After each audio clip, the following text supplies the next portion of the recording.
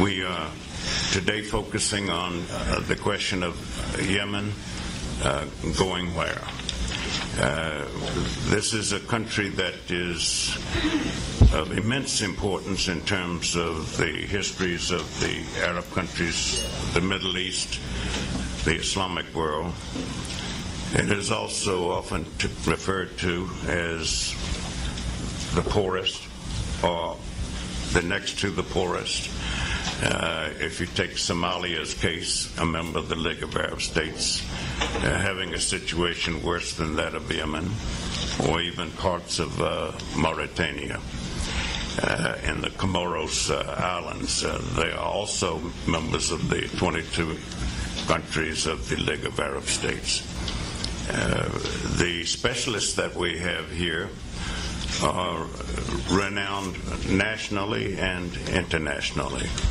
They're renowned in the realm of scholarship and academia, and they're renowned also in the realms of public policy and public service. Their introductions will not be by me.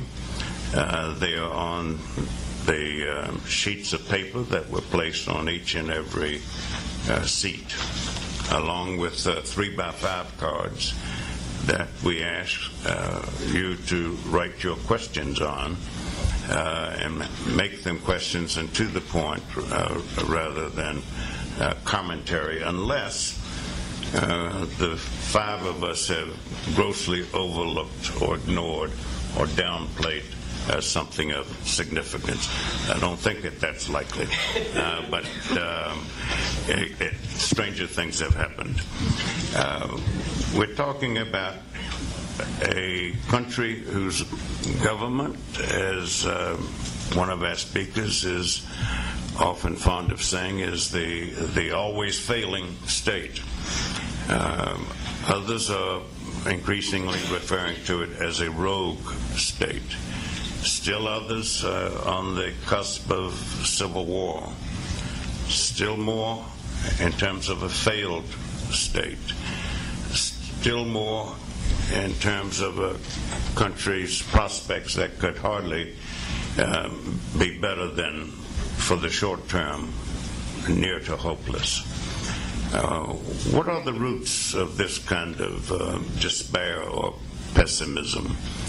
They include the following that need to be underscored, and indeed numbers oftentimes will help people in their strategic focus, like few other phenomena. Here we're talking about a population of around 27 million, which would almost all be citizens, and that number being not just equal to, but greater than the 6 states of the Gulf Cooperation Council. We're talking about a country whose unemployment is a minimum of 35%, closer arguably to 40%. And think of that in terms of the angst and the despair of Americans who are unemployed. Think of the country also in terms of what its oft Prime Minister has told me on numerous occasions is comprised of 130,000 villages of under 200 people in each. When you have a situation like that, you have no public sewer system, no electrical grid, scarcely a clean, sanitary, and pumped water system, no clinic, let alone a hospital. And where candidates for public office run not on let's have a new road in my district, but let's just have a graded road that would be leveled, and no ready system of transportation in terms of buses or taxis, let alone railroads as such. We're talking about a youth population whose unemployment is even greater, and those graduating from secondary school or middle school who are searching for jobs that simply don't exist.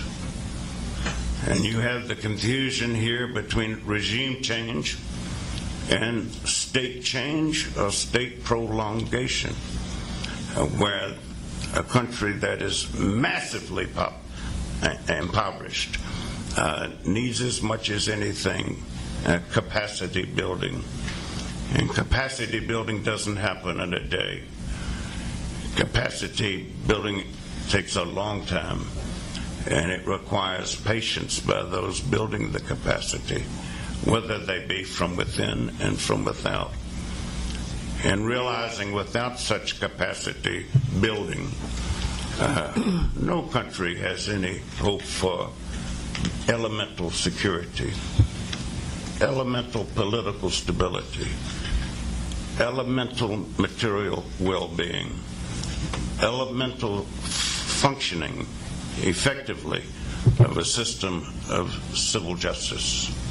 These are just but a few of the challenges that need to be in the minds of our speakers, us, and those in the audience, where we have within the last week some 9 international aid and humanitarian groups concluding that some 40% of Yemen's children are on the edge of malnutrition, and their needs are urgent, and especially those under the age of 5, where in the coming days as many as 250,000 could very easily die. Our first speaker will be hardly any stranger to the topic, let alone to the audience.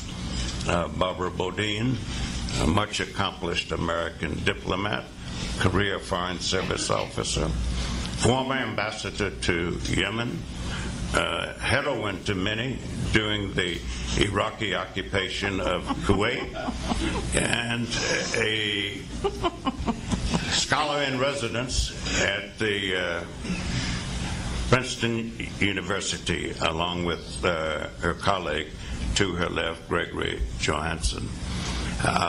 Ambassador Bodine will speak first.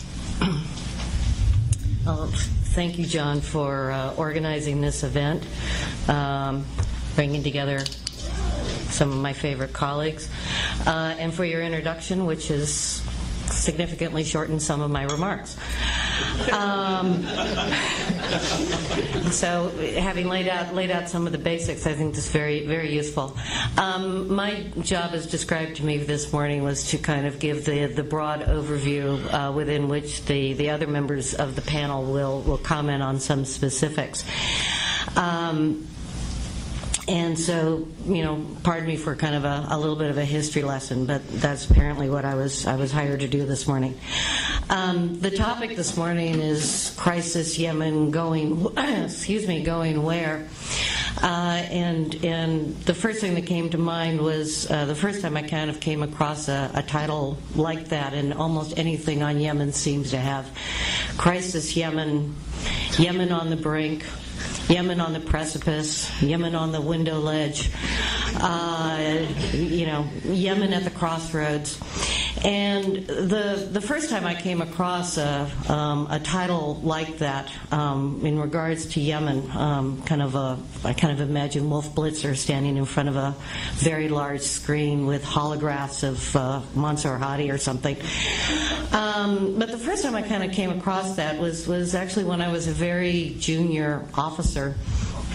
And Yemen, North Yemen, had just survived its second presidential assassination in 9 months, and a very minor lieutenant colonel from an obscure and extraordinarily minor tribe had just been elevated to the presidency, not by acclamation and not on the basis of his own power base or political skills, but as kind of a stopgap measure while the traditional elites tried to figure out who would really be the next leader.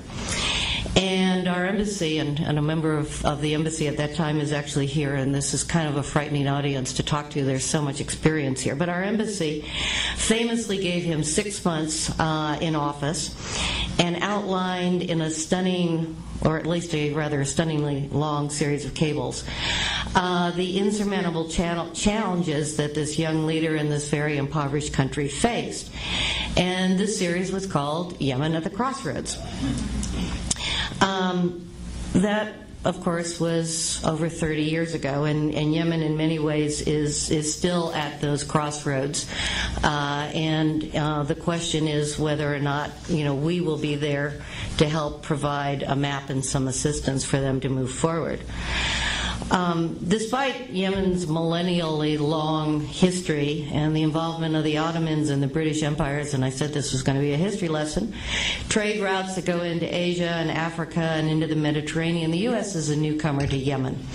Our focus and our interests in the Middle East have always been elsewhere. In the 1950s, the Imam, with three quarreling superpowers on his doorstep, set us all on a quest, with the winner presumably to gain his favor. And what the challenge was to build a series of roads in Yemen. And the Soviet Union got one leg of the triangle, the Chinese got another leg of the triangle, and the Soviet Union got the third leg of the triangle.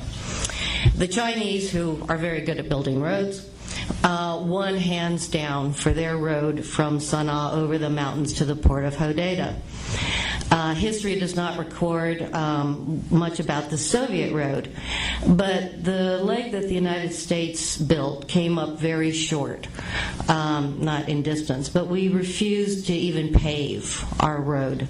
The Sana Taiz McCullough leg was left unpaved. And in effect, this is very much emblematic of our relationship ever since. It's been a relationship that's been driven by the shifting fads of foreign policy in Washington and the shifting focus of our Cold War politics, and the broader contest globally, of which Yemen was, to be honest, often a bit player. It was also, I think, been a history of half-completed projects, and unfulfilled promises and inconsistent assistance. Our grant of recognition to the struggling government in 1962 was cut short not only by the disgruntlement of our allies, who did not like our recognition, but by the 1967 war, which shuttered all of our embassies in the Middle East. Although we did not walk away from South Yemen for 2 more years, and to borrow a quip from the British ambassador at the time, it was the first time that a ship had left a sinking rat. We did not return until the 1990s. It was a full 5 years after we left that we were actually able to begin the reconstruction of our diplomatic relations, with Yemen returning to favor as the first Arab state in 1972 to reopen an American embassy.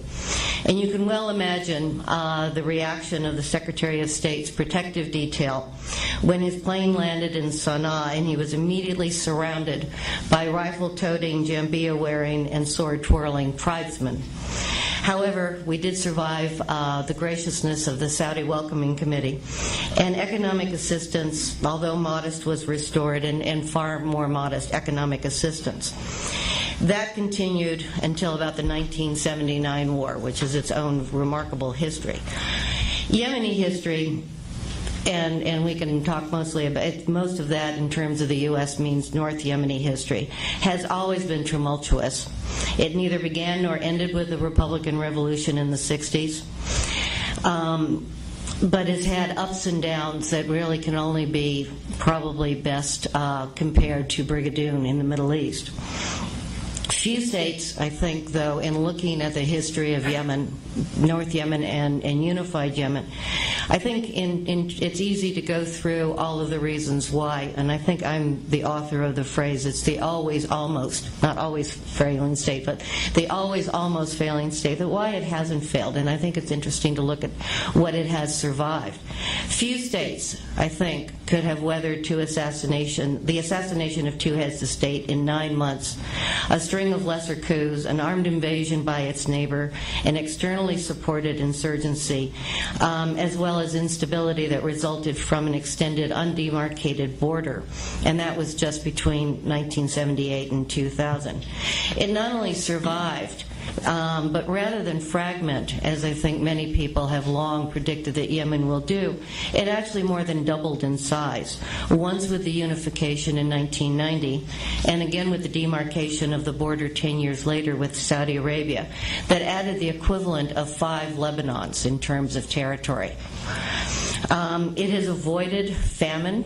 It has been chronically undernourished for its entire history, but it has avoided the famines that chronically rack its neighbors across the Horn of Africa, and it has avoided the complete state failure that defines Somalia for over 20 years. And I think it is fair to give it credit that it began a fitful, but most importantly an indigenous experiment in democracy well before that was fashionable in the Middle East. Whatever its problems and whatever it has accomplished has rarely been the result of sustained U.S. involvement. By and large, we have assisted Yemen at critical junctions. We supported independence in 1962. We were integral, I think, to the end of the Civil War and territorial integrity in '79, and we supported the unity in 1994. But we have never really decided what sort of relationship that we want with Yemen, and nor have we ever really put towards that relationship the resources necessary. Our attention and our assistance has waxed and waned. It's been buffeted by forces and events that have more often not have had very little bearing on Yemen itself. We have very little direct interest in Yemen. It's not an oil producer. Our economic assistance swings wildly. Our military assistance has been very erratic, and our diplomatic rhetoric towards Yemen has also been inconsistent. Beyond cliched incantations of current policy dynamics, and the most current one, of course, is counterterrorism, we have had a hard time defining why and whether we need to be there, and routinely return Yemen to the back burner until events prove our inconsistency a mistake. Again, we have done ourselves and our friends in Yemen a disservice, and I think we continue to. I think all parties, U.S. and Yemeni and its neighbors, can all agree on the long-term strategic goals. We want a stable, economically sustaining, unified state that can and will provide for its citizens, impose no threats to its neighbors or our interests. That goal defines virtually any state in the world. The problem is that when you take it down a level, how does the U.S. define its interests, and how do the Yemenis define their own?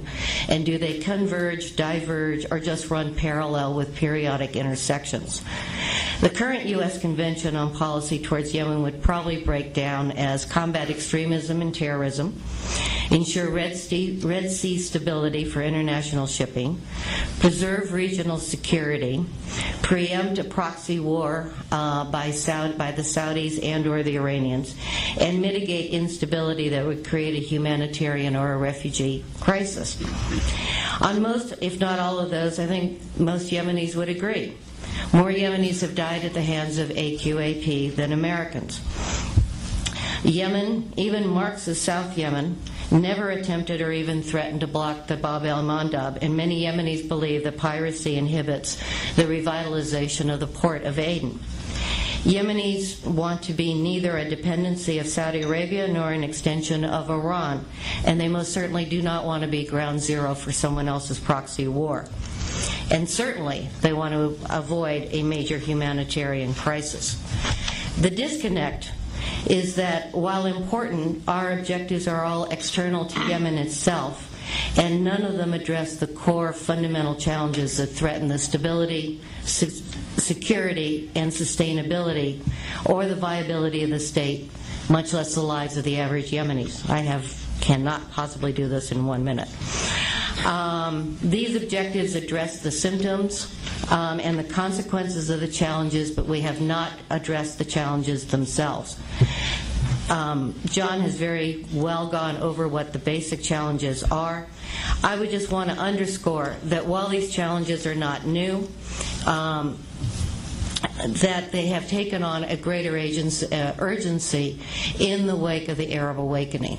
If there is a fundamental theme to the Arab awakening, it is that the people of the region, and it includes the Yemenis and their change in government last February, the focus is on a change in social contract between the government and the governed, where the internal economic, governance, personal needs of the people must be addressed. And on that, I think that what the United States needs to be looking at is to start addressing these issues directly for the long-term stability of Yemen, and not just looking at the short-term security.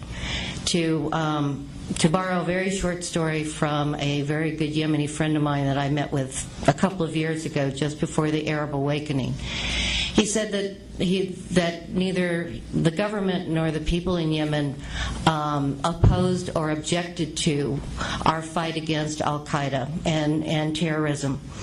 But what he thought was our mistake, and what he advised us to do, was not to shift our focus away from security, but to open our aperture to include the medium and long-term challenges of economic development, governance, human capacity building. And as he said, if we do not open our aperture and look at the medium and long-term needs of Yemen, we will never be able to adequately address our short-term concerns about security and extremism. Thank you.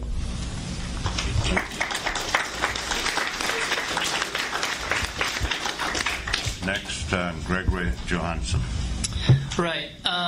Thank you all for coming out. It's nice to see so many friends in the audience, and I've been tasked with talking about al-Qaeda, and I have about 12 minutes to do this, and so I'm going to keep my remarks fairly brief, and then hopefully if we have any questions, we can dig a little bit more in depth in the question and answer session that I think comes after this. I wanted to do basically three things this morning in talking about al-Qaeda. I wanted to look at what the U.S. response has been to the growing threat of al-Qaeda in recent years. And then I wanted to talk about what I at least see as al-Qaeda's strategy, what's happening right now, and then sort of lay out what I see as far as the group moving forward in the future. I think that the organization is at a bit of a crossroads right now.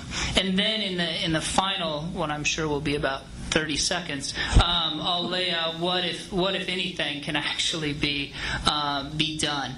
So I think there's a very deep and I think fairly rich history of how al-Qaeda in Yemen has developed over the years that goes back into the 1980s, and unfortunately we don't have a lot of time to get into that. And so if you'll sort of excuse me, I'll just sort of skip over a couple of decades of history. I think Ambassador Bodine did an excellent job of putting Yemen in the context, and we'll start, I think, with what has been sort of the U.S. response recently, and this I think we start in December of 2009, and this is sort of the first U.S. strike on what the U.S. believed was an al-Qaeda target in Yemen under President Obama, and this was a cruise missile strike. The U.S. attacked what it believed to be an al-Qaeda training camp. Unfortunately, it later turned out to be rather a Bedouin village, and so there are a number of civilian casualties in this. And this has been, in the United States, we've sort of moved on from this raid. It took place near the village of al-Majala, and that's the name it's been given. But this is still, I think, something that's very important in the Yemeni context. It's something, when you look at al-Qaeda's propaganda, what the organization puts out, they continue to refer to this. And I think it's really been a recruiting boon for the organization. But that's something that started in December 17, 2009. This is really when the U.S. first started carrying out a very concentrated military campaign against al-Qaeda in response to what it felt was the growing threat. Of course, this campaign only picked up then after the underwear bomber, the so-called underwear bomber, narrowly averted bringing down the airliner over Detroit. This kept up through the spring of 2010. The U.S. made another mistake when it killed the deputy governor of Marib, an individual named Jabr al-Shabwani, and 4 of his bodyguards in May of 2010. 2010. And there, at this point, at least it appears, I mean, obviously, as many of us in this room know, keeping track of which strikes are carried out by the U.S., what are carried out by Yemen, is a very difficult thing. There are a lot of organizations that are devoting a lot of time to this right now, but obviously the Obama administration in the U.S. is keeping many of these very close to the vest, and the Yemeni government doesn't help as well. There's, of course, the famous WikiLeaks cable where the Deputy Prime Minister for Security Affairs jokes about lying to the Yemeni parliament, saying that we'll keep saying the bombs are ours and not yours. This is in a meeting with Petraeus in January of 2010. And that pattern, even though the government of Yemen has changed and there's a new president, that pattern of obfuscation has continued, in which the Yemeni government often takes credit for the attacks or claims that the Yemeni Air Force is carrying out many of these attacks. Some of these were taking place when the Yemeni Air Force was in mutiny, and it seems to stretch the imagination a bit to imagine that all of these were Yemeni strikes. But anyways, in 2010, it appears that there's a bit of a break for a while, particularly after the Shabwani strike, the U.S. mistake that I referred to earlier. But by 2011, when the Arab Spring in Yemen is really taking off, the U.S. once again starts carrying out strikes. It attempted to kill Anwar al-Awlaki in May of 2011, and then eventually did kill him in September, of course, of 2011. Killed his son, a 16-year-old American citizen, in another mistaken strike a few weeks later in October of 2011. And then we get to February 2012, February of this year, when President Hadi takes office, when he's installed in power. And at this point, what happens is, I think we've seen, and I think most of the evidence bears this out, is that there's a dramatic increase in the number of strikes that the U.S. is carrying out. And basically, I think what's happening is that both President Hadi and the U.S. they're getting in rather deep into what I think is a mutually dependent relationship, in which President Hadi, when he came to power, did not have a very deep-based support within Yemen, and he needed the U.S. and the international community to support him very, very strongly on everything that it was that he was doing. And I think the evidence bears this out. You see the U.S. and the international community making very strong statements in support of President Hadi over the past few months, and at the same time, the U.S. needs President Hadi to allow it to do what it wants to do in Yemen, which is largely go after and target al-Qaeda. In this sort of 2.5 years that I've laid out, from December 2009 to 2012, I think we see a very interesting thing that recent reports in the New York Times by Scott Shane and Joe Becker, the recent book by Daniel Klaidman, both very good pieces of reporting, make clear that in 2009, President Obama and many of his senior staff were very worried about getting sucked deeper into a conflict in Yemen that they didn't understand. And so the U.S. wanted to limit the number of individuals and who exactly it was going after. I think for quite a long time, the U.S. said it was going after what it called the top 24 figures in al-Qaeda that it felt were actively plotting against the United States. But what we've seen in this 2.5 years, from 2009 up until today, is that the U.S. targeting restrictions have become much, much looser. And I think what's happening on the ground bears this out. The number and the frequency of strikes that the U.S. is carrying out in Yemen strongly suggests that the U.S. can no longer just be targeting the top 24 that it feels are plotting against the United States. Or if it is, they're in multiple places at the same time. And so now the U.S., I think, finds itself in a very interesting position. Despite everything that President Obama and his staff attempted to do, I think it finds itself in real danger of being in exactly the position today that it wanted to avoid in 2009. That is, being in sort of an open-ended conflict in Yemen against al-Qaeda with no real way to know if it's winning. And in fact, if you look at certain barometers, it seems that it's losing, and that the more it tries, the more it sort of is sucked deeper into this quicksand of what's happening. So that's sort of a brief overview, maybe not so brief for 12 minutes, but that's sort of the overview of what I see as the U.S. response to the growing threat of al-Qaeda. Now I want to sort of shift the focus a bit and look at al-Qaeda in the Arabian Peninsula itself. And so I want to look at two things. First, what have these strikes done, both the drone and missile strikes? And I don't want to get sidetracked in the technology that the U.S. is using, whether it's drones or missiles or what have you. The U.S., I think, in Yemen, I think it's fairly clear, is using a variety of different tactics to go after, military tactics to go after al-Qaeda. So on the positive side for the U.S., these strikes have killed a number of mid-level commanders. So there are a number of individuals within the organization that have been killed, that continue to be killed.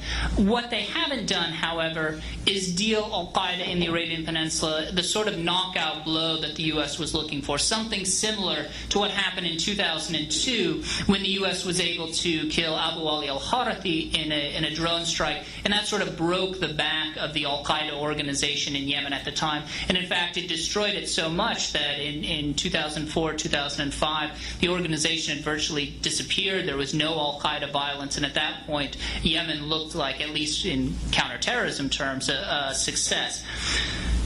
We have, again, looking from 2009 to 2012, if we look at sort of a snapshot of al-Qaeda in 2009, the group, for our best estimates, was about 200 to 300 members in December of 2009. This is what Yemen's Foreign Minister al-Qurbi said. And more recently, in the spring of 2009, the organization controlled no territory. So it was a small group. The emir, the commander, had done a pretty good job of organizing them, but they didn't have really these safe havens. They were still moving about a lot. When you read the material that they put out, they talk about traveling all the time, going to these sort of mobile training camps where they meet to fire off some RPGs for a while and then disperse and then go meet back up. By earlier this spring, that's changed quite a bit. The group has roughly tripled in size. Again, these are our best estimates. This is the group's now, or at least it was in the past month, up to about 1,000 members, at least according to John Brennan. And up until very recently, the group had controlled and administered territory in the south, particularly in Abyan and in Shebwa, where it had taken over some towns, famously renamed one of them. It had implemented its own security apparatus. It was running police stations. Much of its propaganda focused on the organization providing services, particularly water and electricity, which decades of government in the South, both socialists before unification in 1990, as well as President Saleh, had been unable to provide. So if we sort of look at why al-Qaeda was able to grow so strong so fast, going from 200, 300 members in 2009 to more than 1,000 and controlling territory up until very recently, I think there are several reasons, but I think there are three reasons that I'd like to highlight. One, of course, is the collapse of the Yemeni military during the Arab Spring. Many of us know, and I think Ambassador Bodine touched on this, how the Yemeni military sort of split. There was really a security vacuum that opened up, particularly in the south, in Abyan and in Shebwa. It opened up in other places in the country, and what you see are different groups taking advantage of this, whether it's the Houthis in Sada or whether it's al-Qaeda in Abyan and in Shebwa. Also, we see the rise of a group calling itself Ansar al-Sharia. I don't really have time to get into them and my views on their relationship to al-Qaeda right now, but I'll do that in the question and answer. The second reason I think for al-Qaeda growing so strong so quickly is the U.S. military strikes that took place, particularly the mistaken strikes. I think Ambassador Bodine alluded to this, and I would second her, that Yemenis by and large, and I think it's difficult even to talk about sort of one Yemen when we're talking about public opinion, don't have a problem with al-Qaeda individuals being killed. What they have a very serious problem with are civilian casualties. And then finally, the third reason for the group growing so strong so fast is this idea of success breeding success. And as the more Yemen gets in the news, then we see more foreigners coming to the organization. Outside of Saudis, there are certainly some key foreigners within the organization, but I don't see them as being as prominent as some other individuals. So I said I'd have about 30 seconds for the last what if anything, can be done, and in fact I may have overestimated that. Let me give you three brief things. First, framing, I think this war cannot be the U.S. against al-Qaeda in Yemen. I think that's always a war that the U.S. is going to lose. It can't just be about framing, but it certainly has to begin there. It can't end there, but it has to begin there. It can't be the U.S. versus al-Qaeda in Yemen. It has to be Yemen against al-Qaeda with the U.S. as an ally. The second is that there's not going to be any shortage of targets within Yemen for the foreseeable future for the United States. And as I've sort of sat back and looked at U.S. policy, what appears to be happening is that the U.S. has really settled on the strategy of hope, basically firing missiles into Yemen in the hopes that it will keep al-Qaeda off balance enough that the organization won't be able to sort of plot, plan, and launch attacks against the United States. I don't think that approach is either wise or sustainable, and I don't think it works. And then the final thing I would say is that the U.S. can't, I don't think, win the war against al-Qaeda in Yemen on its own, but it can certainly lose it on its own. And such obvious action by the United States in Yemen tends to tilt the tables against what the United States is trying to do. It has to, I think, do a much better job of opening up space for tribes and clerics to act against al-Qaeda. We can go into this a bit more. I'm not arguing against or I'm not saying take drones or military strikes off the table, but I think such a heavy reliance as current U.S. policy is on them creates much more problems than it solves. And I would leave you with just this final thought in my remarks. The current leadership of al-Qaeda in the Arabian Peninsula came of age in the late 1990s. I would argue that the environment in Yemen today is much more radical than that produced people like Nasser al-Wahishi, Qasem al-Raimi, who came up with the idea for some of these underwear bomb plots. And so if the environment is that much more radical, what is being sort of concocted in Yemen today? So with that, I will leave it to two, I'm sure, much more eloquent and time-compliant speakers than myself. Next is Charles Schmitz.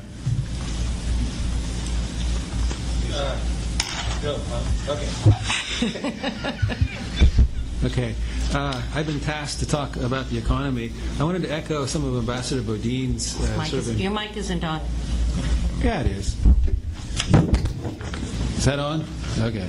I want to echo some of Ambassador Bodine's impressions about Yemen. There's a lot of adjectives and crisis and bad and falling off the precipice and all this kind of stuff, and not a lot of sort of clear thinking and data and comparative analysis of Yemen. So the first thing I want to do is do a quick context. It is one of the poorer states if we use GDP per capita in the Arab world.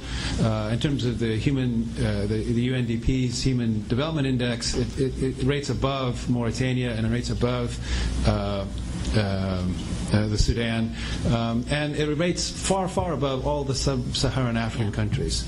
So, it's not a basket case. We get from the press, we get from impressions that it is a basket case. It's not a basket case, and in the last 40 years and in the last 20 years, there have been major achievements that have been done. Anybody who was in Yemen in the 70s and 80s and then goes back again, they're stunned at the progress that the Yemenis have made in terms of infrastructure, in terms of road building. Particularly in the last 10 years, the road building is outstanding in Yemen. So there has been substantial infrastructural development, and social infrastructural development there has been as well. Yemen is famous for ending up in the bottom of the gender equality index, but I think that needs to be revisited. If you look at, for example, female literacy at the 15 to 24-year-old cohort, it has caught up with men, and they're about 85%, which puts them on a relatively high by global standards level of literacy. So for all the complaints we have about the Yemeni state, it has achieved objective advances, this considerable one, in the last 40 years, but seem to be ignored in this constant crisis thing. The crisis, there are different places where the crisis impression comes from, but the one that most people focus on is natural resources, the depletion of oil. The Yemeni economy in the last 40 years, since the founding republic, it relied on two sources of wealth. First, there was the labor export economy in the 70s and 80s, when Yemenis picked up and went off to mainly Saudi Arabia, but also the other Gulf states, and sent the money back. That transformed the Yemeni economy from sort of a relatively isolated subsistence economy into a consumer import economy, fueled by worker remittances coming back. As that economy actually didn't fall off as much as it was replaced by an oil export economy that begins in the, well, it begins way back, but really it booms in the 90s and in the 2000s. And of course, oil is running out in Yemen. So people are very fearful of Yemen because the oil is running out. But what I want to point out is that growth is not dependent on natural resources, and I'll just give you two examples. The sub-Saharan Africa should be, if natural resources were the source of growth, it should be the richest part of the world, and it's not. It's the poorest. And then Japan, which has no natural resources, but it's one of the richest countries in the world. And the Japanese example shows you what wealth is built upon. It's built upon labor. It's built upon labor productivity. And that's where the Yemeni economy is going to have to focus in the future, how to do that. Yemen is transitioning to a new, more diversified economy. It's an economy that won't be dependent upon one source of income as in the past, labor export or oil or something like that. And a diversified economy is a better economy. It's a more robust economy because, if one part of the economy goes down, there are others that can step in and replace it. This is a positive development for Yemen. There are difficulties, though, in this transition to a more diversified economy. Yemen has suffered from the curse of oil, the curse of natural resources, in the sense that Yemen has become dependent upon oil in different ways. And the most important of that is the rentier state, the fact that the state has been dependent, particularly on it for its income, on oil, and that's going away. So the state's budgetary crisis is a critical issue that the Yemeni state is facing. But Greece and Spain and Italy are also facing that crisis, so Yemen's not alone in this. In the future, growth has to be dependent upon raising the productivity of Yemeni labor in the long-term strategy, and I want to focus on the long-term strategy because I think that a real solution to the Yemeni problems, Yemeni economic problems, have to be thought of in the 20-year term and the 30-year term, not in the 2-year term. 2-year term doesn't work in Yemen. That can band-aid some short humanitarian crises or a budget crisis or something like this, but the solutions are in a much longer-term perspective. In the long term, Yemen has to create what Danny Roderick calls a domestic investment transition. That's to say, a sustained period of domestic investment. Yemen is not going to be saved by foreign investors. Foreign investors are not going to come to Yemen and pull it out. Real change in Yemen, real economic growth is going to come from domestic Yemeni investors. And there is a vibrant Yemeni private sector, but the relationship between the private sector and the state in the last 20 years has deteriorated to the point where anybody who has any money in Yemen, the first thing they do is they get it out. If we want to look at an indicator for a success in the Yemeni economy, watch the capital flows. As soon as Yemeni money is coming into Yemen instead of going out, then we've achieved success in the Yemeni economy. It's when Yemeni investors are taking the money they accumulate and putting it back into the Yemeni economy. That's when we've seen the success, and that's what we have to create. Yemen has to create a domestic environment in which wealth can be accumulated and reinvested in the economy. This is a sustained investment transition. How do you do that? Well, one of the most important things in this, and this is what I want to emphasize, is state capacity. It's not the case that the state sort of creates an environment and sits there and says, we've created a pretty stable environment. Investors, please come. Sort of put posters up in international airports or something like that and say, hey, come invest. Pictures of beaches. Come invest in Yemen. That's not the state's role. The state has to sort of create a private sector.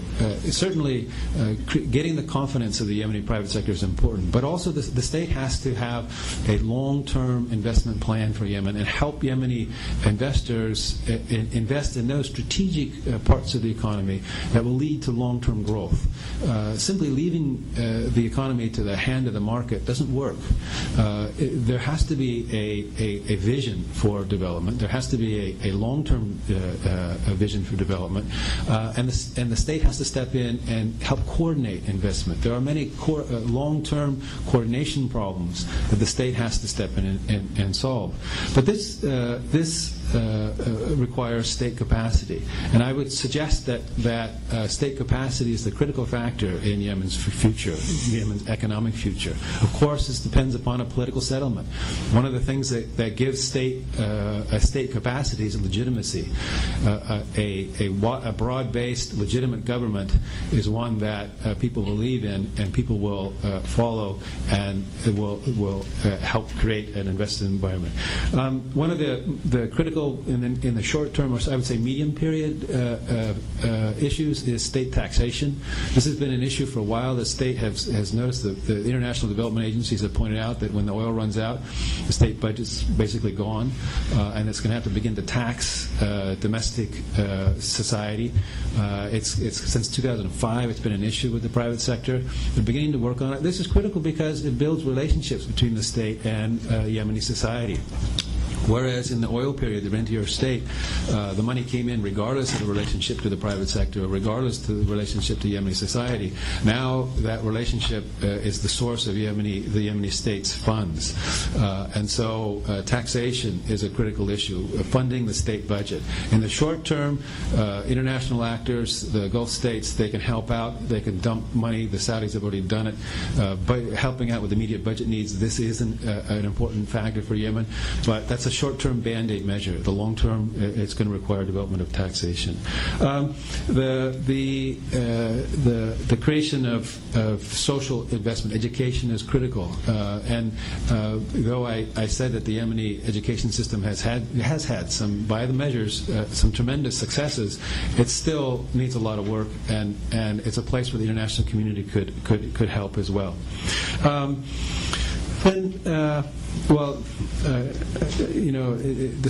The state needs to develop capacity, but the State Department here also needs to develop capacity.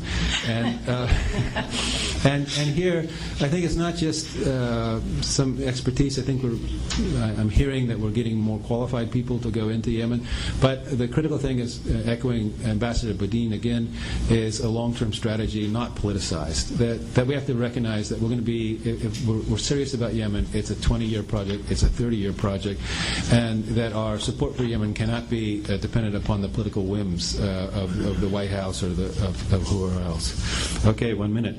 So let me say, in terms of immediate needs, of course, security. Security is critical. You got to have the lights on. You got to have the gas and the oil leaving. Actually, revenues were actually up last year. I was astounded to find out because oil prices are very high, and Yemen does have some luck sometimes.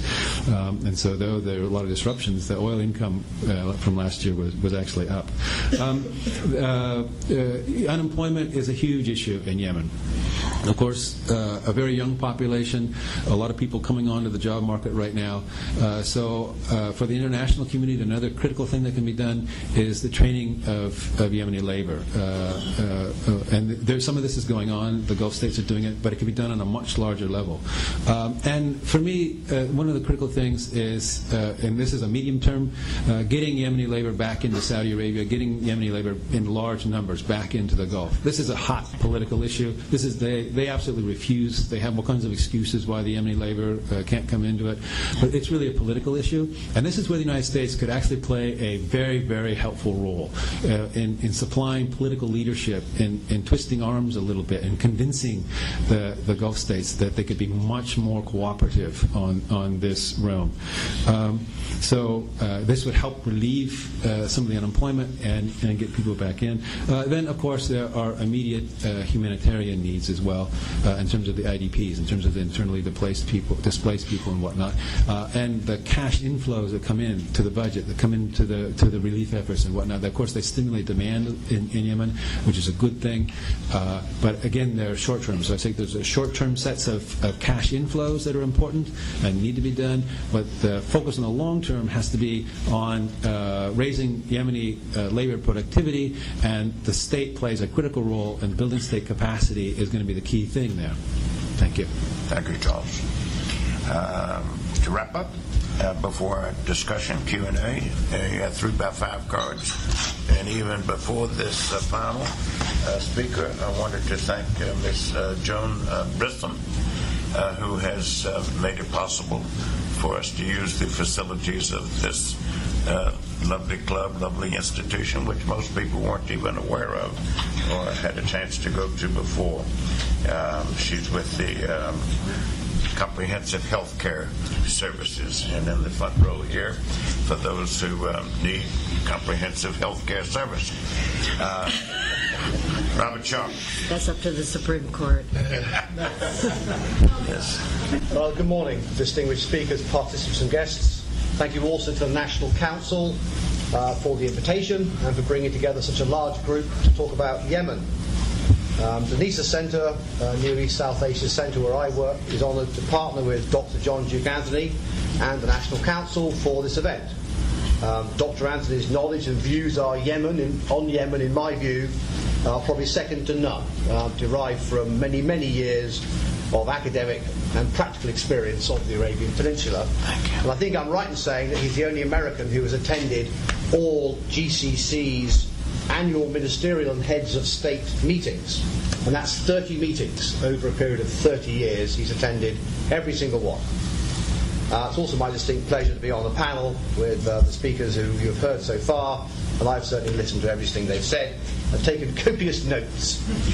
I want to make clear today I do not speak on behalf of the government of the United States, nor the Department of Defense, nor the NISA Centre. I speak for myself. And if you're concerned about the strange accent, I am a naturalized American. Unlike you, I choose to live here. Welcome to the right side of history. Thank you, ma'am. So Aiden's not my fault. I love Yemen. I love its people. I love its culture. I think we all do. But I'm going to be talking very realistically rather than romantically or idealistically. So in my view, Yemen needs to know what we can and what we will be able to do realistically rather than what we wish we could do. And the era of the United States trying to be all things to all people is over. The US is not only going to pick and choose what countries and regions we focus on, but we're also going to pick and choose precisely what we do within those countries and regions. It's all about money, and it's all about interests. So please consider what happened in Libya and also what might occur in Syria, and then take a look at what's happening or not happening in Somalia, and then ask yourself what is realistic with respect to Yemen. Now, much to the deep and widespread chagrin of our Yemeni leaders, our friends, the US approach to Yemen for most of the past decade has been, and presently is, overwhelmingly counter-terrorism focused. Now, beyond that, we look for the GCC countries to provide leadership, political support, and economic as well as fiscal assistance for a full range of economic, political and social issues directed at the macro, the meso and the micro level of Yemen society. We also look for a focused contribution from within Yemen. And therefore, I agree with what Charles Schmitz wrote recently through Carnegie, titled Building a Better Yemen. But what this means is that expectations of a more robust US role should be held in check. Well, I'm going to speak specifically about 2 points. First of all, about the defence policy rebalancing, the strategic context derived from the new US defence policy rebalancing into the Indian Ocean region, because that provides an opportunity for Yemen and also its neighbours. And second, I'm going to talk about what can be done to support Yemen, and you should consider these as Bob Sharp's advice to the current administration and the next administration, for what that's worth. So, first of all, defence policy rebalancing. The administration's January 2012 priorities for 21st century defence guidance articulates a strategic rebalancing into the Indian Ocean region.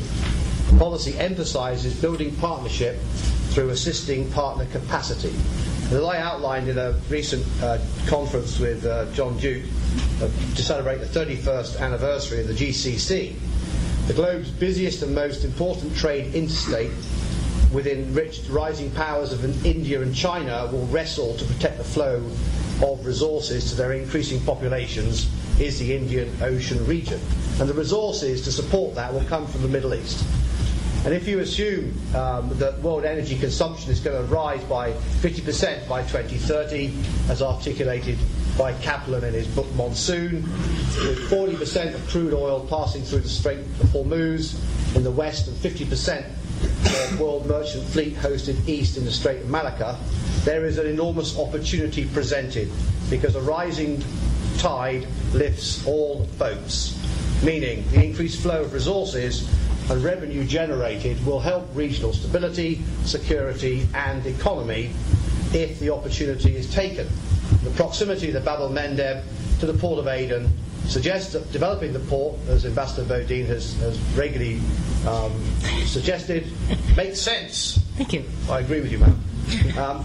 Although the port's been largely undeveloped since the British left in 1967, the logic of investment is obvious. If you invest in Aden's port and Yemen's coast guard, you can secure the southern end of the Suez Canal, and thereby you can share the growing, benefit for regional prosperity. But somebody has to make that investment. Okay, so what can be done to support Yemen? I'm told that Yemeni officials at the Friends of Yemen meeting in Riyadh said they needed $8 billion in foreign assistance in the coming years to overcome Yemen's security challenges. I believe there are 3 key players in Yemen's future, and I would put them in the following order of priority of their impact to try and fix Yemen. First of all, the GCC countries. Second, Yemen. Third, the US. So let me focus therefore on what the US could and maybe should do, and I'll refer to the US National Security Council's Yemen Strategic Plan, which focuses on 3 tasks. First task is combating al-Qaeda in the short term. Second task is increasing development assistance to meet longer term challenges. Okay? The word long term occurs in a National Security Council document. Okay? And the third one is marshalling international support in order to maximise global efforts to stabilise Yemen. Okay, so it's like phone a friend or ask the family in that series. So I'll talk about each in turn. So first of all, combating al-Qaeda in the short term. The US has adopted a lead role for countering terrorism in Yemen. It's where the US can provide effort, and it's where US money is available. We can also help by training Yemen counter-terrorism forces. I think we can work more closely with Saudi Arabia. I think despite the relative success of the upgraded underwear bomber attack, we must ensure our policies are coordinated for maximum effect. Maybe we can convince the Saudis to work harder to ensure that no money gets to former President Saleh, nor his seed, his relatives. Maybe we can convince the Saudis to take a lead role to ensure former President Saleh and his family are relocated and set up somewhere else. Maybe we can encourage GCC countries to accept Yemen as an associate member of the GCC, attending most, if not all, the meetings. And the US will certainly have a role in terms of supporting any potential future UN resolutions as necessary. Talking a little bit about increasing development assistance to meet long-term challenges, times have changed.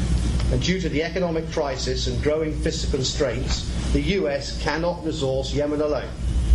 US funding for Yemen has waxed and waned, as Ambassador Bodine said, in recent history, from a drop when Yemen sided with Saddam Hussein in the 1991 Gulf War, an increase after the USS Cole bombing, and then later when Yemen suppressed al-Qaeda, we reduced the funding. But under the Obama administration, US aid to Yemen in the period 2006-2008 was at about $36 million a year, and in the period 2009-2010, it's increased to about $185 million a year. But that's peanuts, isn't it? Through Friends of Yemen, Saudi Arabia has agreed to pledge $3.25 billion to support Yemeni development projects and Yemeni government efforts to improve security. I'm also told they pledged $2 billion for oil, 5.25 billion compared with 185 million. So GCC countries, therefore, can and must lead Yemen's development. The US, as I've described, cannot self-generate the volume, and there is not the will. But the US understands about generating money, and therefore we can support the creation of something like a fund of funds for Yemen. A fund of funds that specifically targets Yemen to inject the necessary volume of funds. This could be an independent mechanism set to support institutional development, or it could be something that supports the generation of the jobs that we've all been talking about in Yemen, but also in Saudi Arabia, the Emirates, and Qatar, etc. So on to the third point, marshalling international support in order to maximise global efforts to stabilise Yemen. Political stabilisation in Yemen works best as a GCC lead. The Secretariat of the GCC should maybe be expanded, strengthened and empowered for Yemen in order to try and address the current stalemate within the government and maybe press forward on the GCC brokered deal. Governance on and participation. Yemen needs to develop the capacity and the capability of its government, and it needs institutional development, as certainly Charles said. It needs to ensure that it has sufficient human capacity in place to manage the change that everybody's saying should be happening. Where I work at the NISA Centre, we have educated and trained over 100 Yemeni government officials in national security strategy and whole-of-government approaches to try and foster relations and build partner capacity. And the US can help. We can help educationally. My boss at the NISA Centre, Ambassador James Aroko, in the year 2000 suggested reaching out to Yemen by generating internationally at least 2,000 scholarships. Well, why not 20,000? Whereby you take people from Yemen for a 4-year educational program so that when they return they can contribute to the much needed lack of human capacity, and then they have an understanding of the global context. So scholarships. In terms of security sector reform, the US is fully engaged with Yemeni security sector reform and restructuring of the army.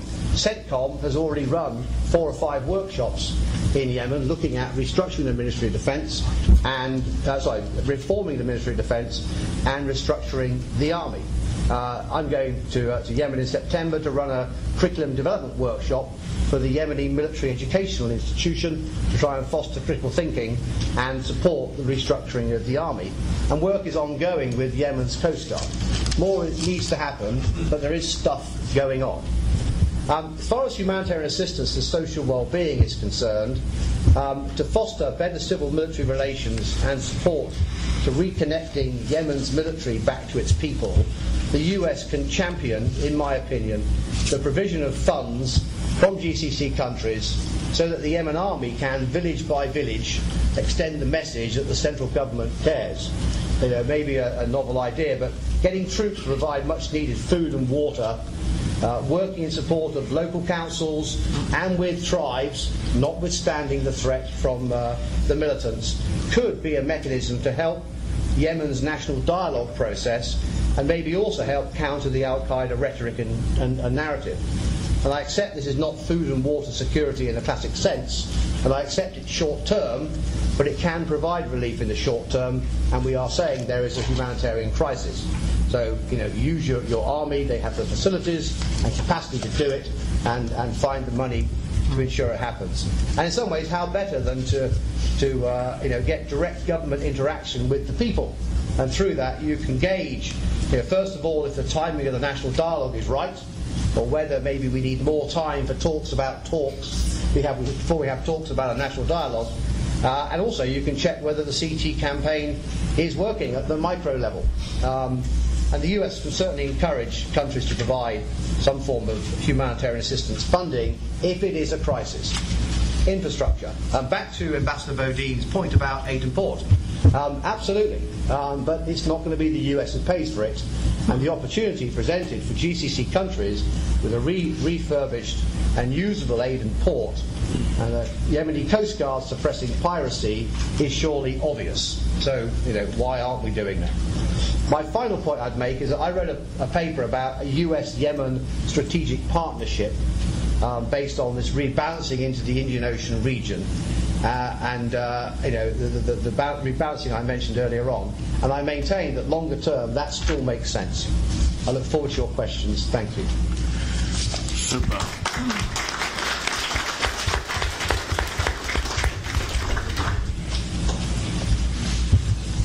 Thank you, Professor Sharp, and we've had a marvelous set of 4 presentations on a variety of topics, subjects, and we only have about 35 questions here, which shows the stimulation of what the speakers' remarks have produced. I'll read maybe 5 at a time, so that the speakers can begin thinking if they want to respond to any of them or all of them, and how. Here we go. No one has mentioned the delimiting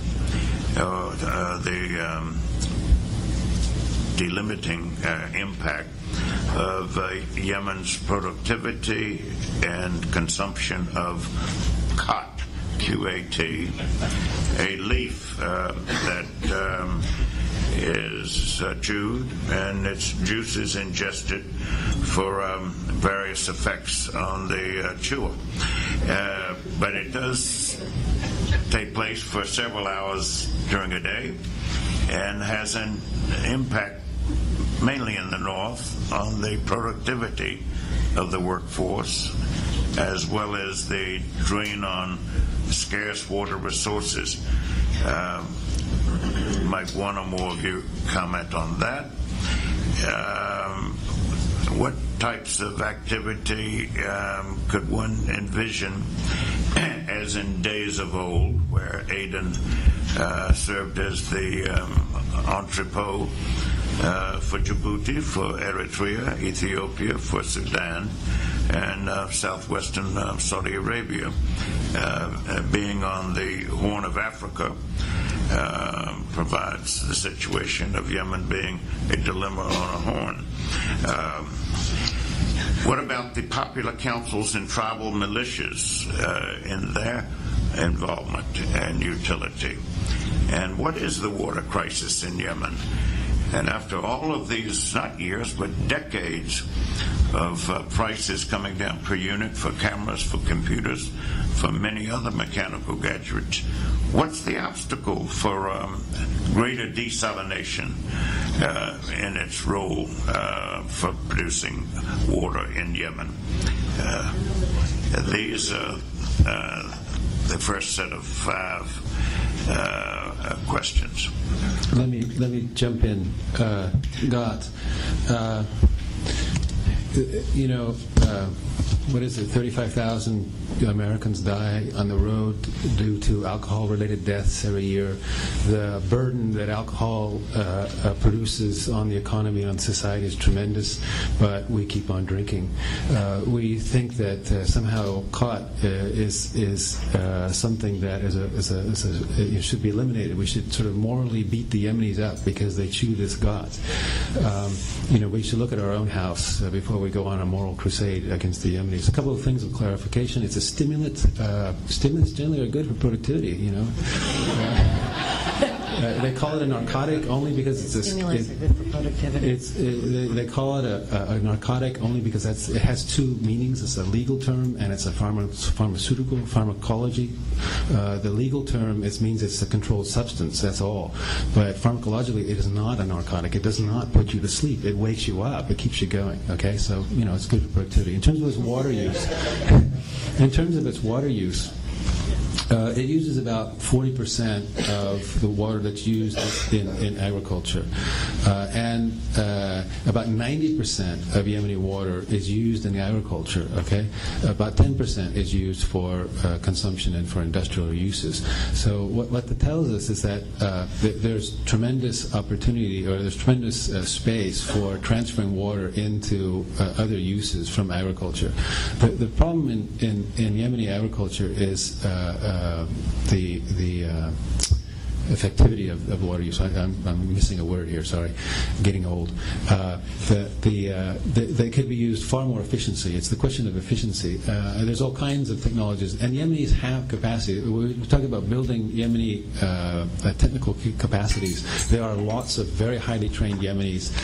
The problem is political. It's empowering these people. So, for example, in the Ministry of Agriculture and of Irrigation, there are very capable people who have plans. There's a very nice World Bank plan for managing Yemen's water resources. Yemen's water resources, Yemen has no external source of water, a river coming in or something like this. It's all from the rain. And Yemenis have been drawing at about 160% rate of annual renewal. So they're drawing on the future using the new tube well technology. The tube well technology needs is, again, state capacity. The old mechanisms for managing the uses of water don't work when you have tube well. There's no regulation. There's no knowledge of when the water is actually running out, et cetera, et cetera. And this needs to be coordinated on a wider basin than the traditional structures of Yemeni society are set up. The World Bank has a nice project. The Ministry of Irrigation has a nice plan to do this. It needs to be politically empowered. Again, it's back to a question of political sources, political capacity. Then the question of desalinization at this point requires lots of capital. I mean, the Yemen has water resources as opposed to the Gulf, which has no resources, water resources, but they have lots of capital, so they can put it into desalinization. Yemen, it's not economically feasible for them to do that, though there are people who are working on much less capital-intense means of doing desalinization, and in the future this possibly could be the case. Hey, can I jump in? Yes. Okay, first of all, I want to underscore that, God is a symptom, not a cause of problems. It doesn't suppress productivity, as Charles says. It's like drinking a whole lot of Starbucks. And if you want to cause a problem here, shut down all the Starbucks. But it reflects unemployment and underemployment rather than causes a lack of productivity. The water squandering is a question, as Charles said, of irrigation methods. So even if you were to replace GOT with some other crop, you would still have the water depletion issue. So if you really want to get at the GOT issue, create jobs and improve the irrigation system rather than going after GOT. It's missing, a carry nation approach to GOT is not going to do us any good. I want to talk a little bit more about egg and pork. Because I think it's a critical element in the long-term stability and sustainability of Yemen. Aden was the second busiest port in the world before 1967, and the shutting down of the Suez Canal crippled it, and the government in South Yemen finally killed it. we did a study at Princeton last year on whether or not Aden could actually be revitalized as an international port, and went into it with great hope, but some skepticism, and came out with a great deal of confirmation that it is doable. It certainly has the location. You have the labor, as we've talked about. There is a huge labor pool, and it is relatively unskilled. But Yemenis have a well-deserved reputation for being good, hard workers. They need the skill set, but they can still do it. It would not be serving East Africa. The port of Djibouti is being developed to serve East Africa, and that's fine. But there's enough traffic through the Bab el-Mandab for Aden to serve as a very credible transshipment port. The light manufacturing, the Nike assembly plant kind of thing, where you would be creating employment for Yemenis, you would be creating investment. There is an Aden-free zone. So we've looked at this, and it is extraordinarily doable.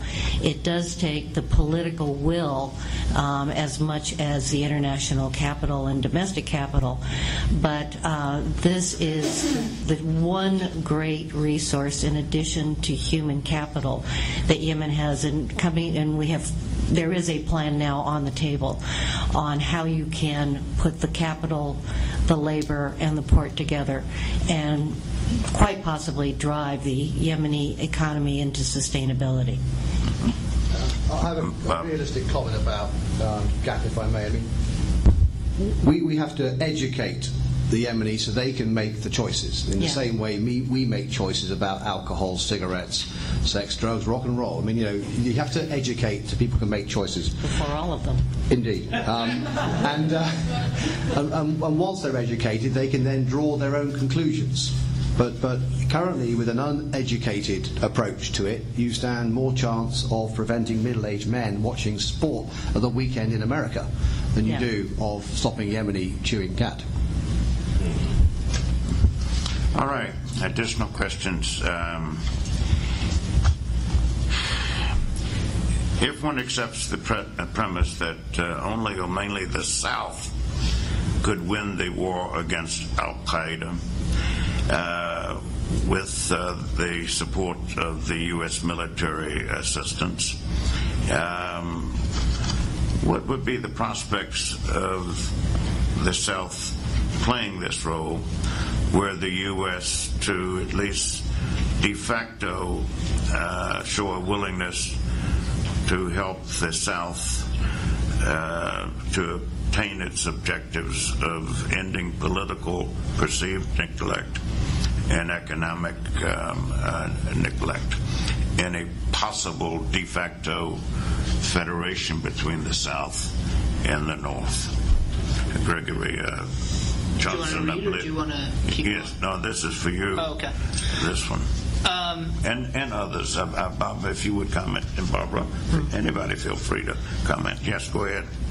Right. So at least the way I understand the question is sort of what role would the South have, or could the South play a more positive role in combating al-Qaeda if there were if the South was independent or if it had some sort of federation? It's a difficult. I mean, obviously, dealing with hypotheticals is a bit difficult, but I mean, the South and the Southern movement right now is so divided. There have been calls by different Southern leaders, many of them in exile. There have been talks with different individuals for Southerners who are members of the Southern movement to join with the Yemeni military in combating al-Qaeda. I just don't see the South as sort of feasible as an independent state or in some sort of I don't know what the federation would look like. There's a lot of change going on. I guess I just don't see that as a very realistic possibility. So before going too far down the rabbit hole of what the hypothetical would look like, I don't think the hypothetical is possible. But others may disagree, so how about it? Yeah, well, let me just add to that the South, I mean, Hadi is a Southerner, and he organized a Southern military unit from Ali Nasser Muhammad's men, and they put back, they won it, they already did it. So the South has done the job of defeating Ansar Sharia in the South right now. What South? Yeah, I want to just very briefly address this question of federation, which gets bandied about a lot, and it's always a North-South federation. And I will tell you quite openly, I don't really support the idea, because I don't think that there's good empirical evidence on exactly where you would draw the line.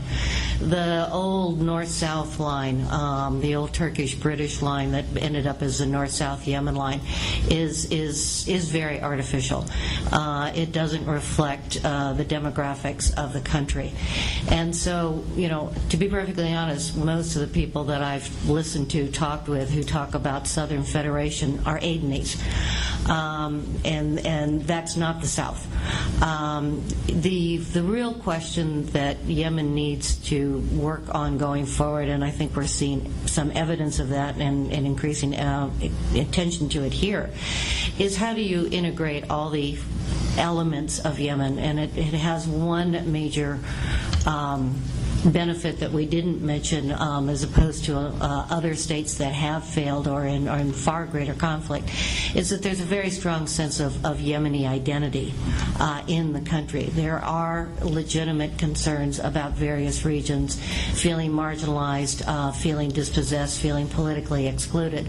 But that can be worked within a stronger central government that has a governing continuum that goes to the local councils. Dividing the country, again, along the old North-South lines is not going to solve the al-Qaeda problem. It's not going to solve the economic problem. It's not going to solve any of the other problems. It just will create two states that are facing the same sort of problem. So I don't really think the federation is an idea that needs to go forward. And we have quite a few other questions. I'll read them out here. In your opinion, how big a threat does former President Saleh's continued influence have on the instability or such stability as exists in Yemen? Might he be like a Prince Sihanouk, who was expelled from Cambodia but returned? No. Or Juan Carlos, likewise in Spain? And how could you democratically preclude his name from being on a future ballot? Scholarships, next question, would be nice. But not even Yemen's Fulbright scholars can get a visa to the United States, thanks to the terms and rules of the Department of Homeland Security. And a significant number of scholarships are squandered simply because of this visa problem. Third, none of you have mentioned Islam or Islamist per se as a force in the country. How different is Islam in an organized way, for example, compared to the Muslim Brotherhood? And can one say that as a result of after the Arab Spring, so to speak, that Yemen is more or less de facto divided, as it has been in the past, between North and South? What game or strategy, if any at all, is Iran playing in Yemen?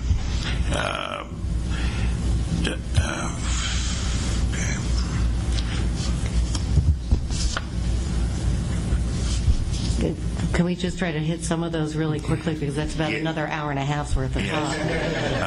But can you speak about the Shia Zaidi insurgency in the north and its impact and any involvement by Iran, if only rhetorical? Okay, well, let me do a couple of those and then pass them down. On Saleh's return, I think in his own mind he certainly thinks he can. But I think one of the things that was most significant about the referendum in February was that what it was a very strong demonstration by the Yemeni people, whether or not they were, it was a one-candidate presidency, but what it really was a referendum on the end of the Saleh era. And it put a final, clear, popularly endorsed signal that this era is over. We're moving forward into the transition. The U.S. government also took a really remarkable step about a month ago where there was an executive order put out by the president, and it's one of the first times I've ever seen prospective sanctions. Normally when we sanction people, we're sanctioning people and organizations for something they've already done that we don't like. This was a very interesting executive order that just put on notice persons and entities not otherwise named who disrupt the transition will be sanctioned. And it sort of put a line in the sand. I think obviously that was directed at Saleh and members of his family. It was also directed at people like Ali Mohsen. It was directed at the al-Akbar brothers. Anyone who might think that this transition was open for renegotiation. And then that was sort of underscored by a UN Security Council resolution. So the terms of no, you really can't come back, I think, have been very clearly stated by the Yemeni people, by our government, by the UN. On the scholarships, we're talking about Yemenis coming here. I would like to see our Fulbright scholars going back again, and the next generation of Greg Johnsons being able to go out to Yemen, or Greg Johnsen being able to go back out to Yemen. But the real issue is bringing Yemenis here for education. And I will say that one of the things that I'm most proud of accomplishing as ambassador was getting the scholarships started again for Yemenis to come to the U.S. Those are the numbers that I think were being mentioned, and to the extent that there is capacity for Yemenis to succeed at school here, we have an active scholarship program, high schoolers, undergraduates, and graduate students, and that needs to be very, very aggressively funded. If you look at those in the Yemeni government, civil society, the media, on and on and on, who have been the real forces, the agents of change in Yemen, they go all the way back to people who got scholarships from us in the 50s. This is probably one of our greatest positive legacies in Yemen, has been scholarships, and I would strongly endorse it. I will leave the other questions to my colleagues. I'll jump in on President Saleh as well. I've been fairly critical of the GCC process that got rid of President Saleh and brought Hadi into power. I thought that the U.S. handled that fairly poorly. And I think one of the difficulties that at least I on this panel have in talking about Yemen is that it's very difficult to talk about Yemen as this single place and what's going on, because with the situation that you have up in the north with the Houthis is much different than what's taking place in Sana'a, which is essentially capital politics, or what's taking place in Abiyan and in Shabwa and in Hadramaut, or what's taking place in Aden. And so the GCC deal was primarily about capital politics, but it didn't really resolve any of these. Essentially what it did is it papered over this sort of four-figured fight, if you will, between Ali Mohsen al-Ahmar, the commander of the 1st Armored Division, President Saleh and his family, another Beit al-Ahmar, the al-Ahmar brothers, as well as now President Hadi. And none of these were dealt with in sort of a decisive manner. What they were doing, they kind of just kicked the can down the road a little bit. And so now you have President Hadi and the international community, and I think Ambassador Bodine did a great job referencing the executive order. They're essentially trying to erode the ground from under the feet of President Saleh and his family. And this is it's a dangerous game. It's not one that we know the outcome of yet. And I think there are still a significant possibility that things could go dramatically wrong. I hope that isn't the case. The referendum wasn't even a referendum. The Yemenis didn't have the option to vote no.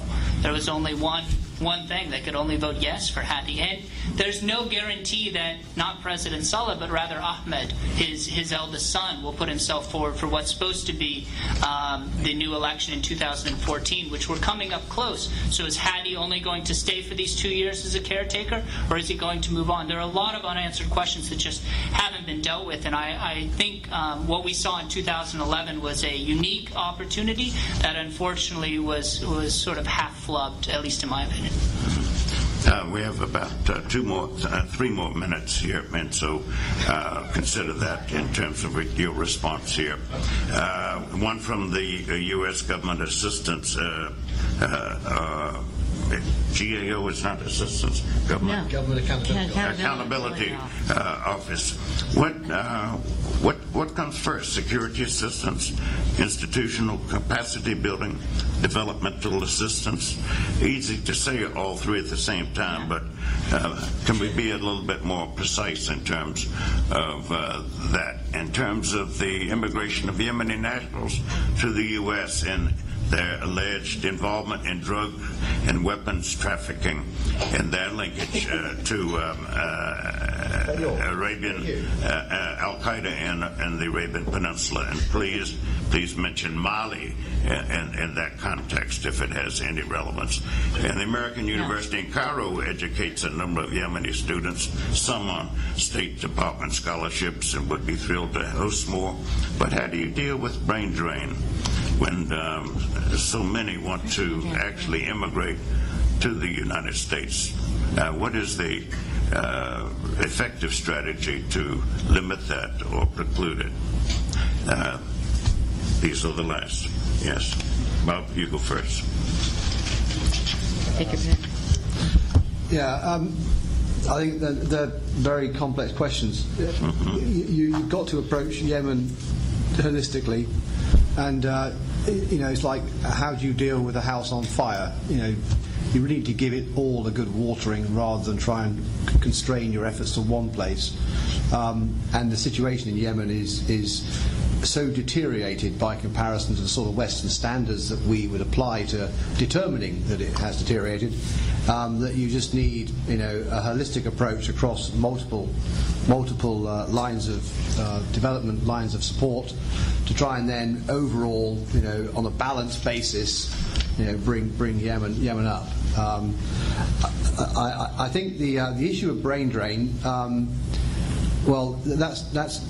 that is clearly something that we would need to find a way of countering. But we do that by generating jobs in Yemen that are worth returning to, and we encourage the people who we bring to the US. But I'm also saying Germany, UK, Italy. I mean, the international community steps up, and suddenly there's these scholarships.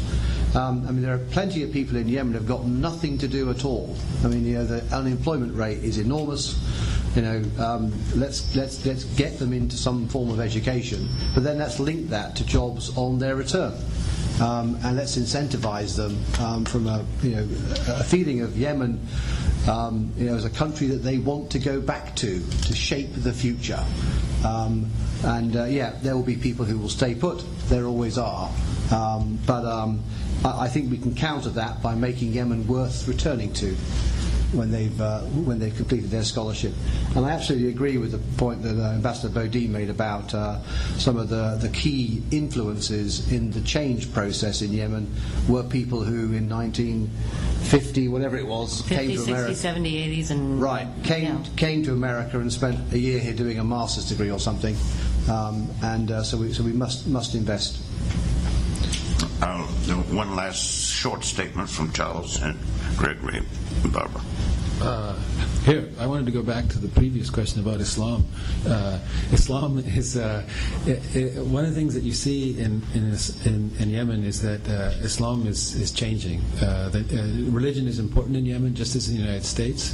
And one of the important trends that you see is that broader-based, let's say geographically broader-based identities are growing stronger. That Yemen's very strong local ties are loosening.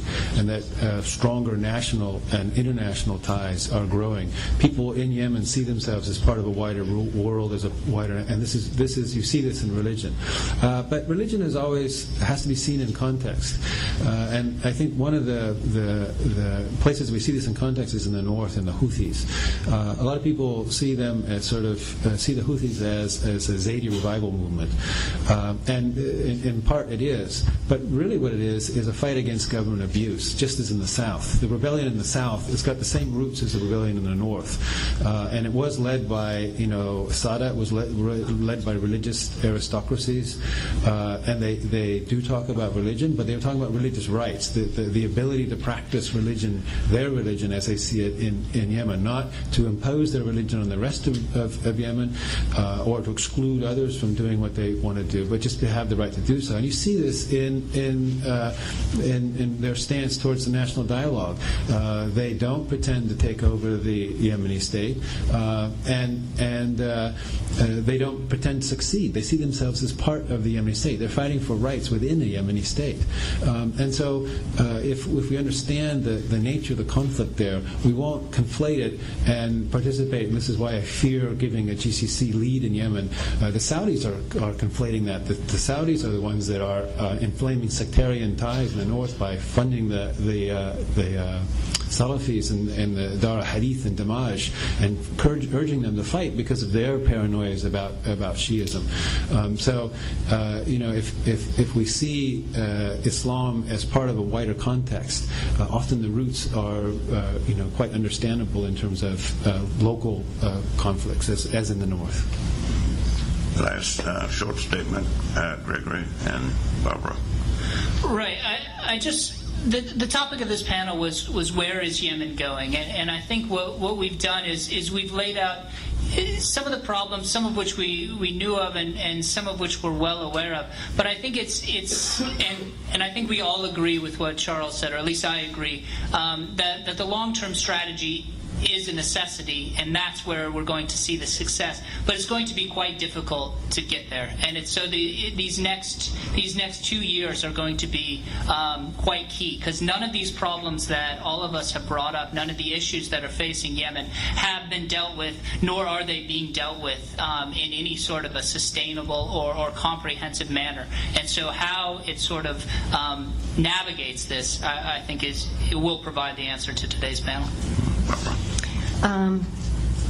I think what you've heard are four people looking at Yemen from four very different perspectives, and being in furious agreement with each other. That this is not a state that has failed, but it is a state that faces considerable challenges and problems, and that the amount of time that is left to work with Yemen on turning this around, or at least starting the process on turning it around, is limited, and will take the international community, and specifically the United States, having a much broader focus of where we are putting our assistance. It's not a question of more money, it's a question of using the money more smartly, but broader and longer term, and focus far more on stability and sustainability challenges rather than focusing solely on the security challenges. As a wrap-up set of comments here, what is one to make of the question of Yemen going where with regard to the GCC? It's, in that regard, really going not exactly nowhere, but its prospects, its chances, its realistic opportunities to become a member of the GCC, a full-fledged one, are somewhere between 0 and 0. Having been to all of the summits where this has been discussed, it is not a non-issue at all. Indeed, there's great empathy and sympathy for Yemen's plight, and the amount of money that has been pledged by the GCC countries are in the billions there, but they are unanimous that it's not going to go anywhere without the capacity building that is long-term and uneven, and will involve all the right kinds of international assistance possible, as well as support for indigenous activists in that regard.